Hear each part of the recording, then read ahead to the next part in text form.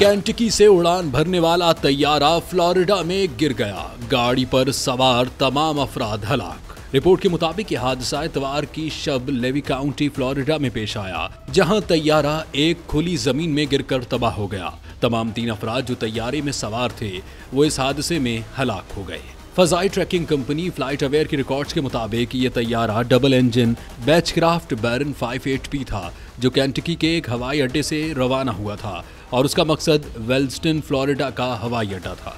लेकिन जैसे ही वो एयरपोर्ट के करीब पहुंचा, वो सुस्त होने के बजाय रफ्तार बढ़ा गया और अचानक नीचे गिर गया।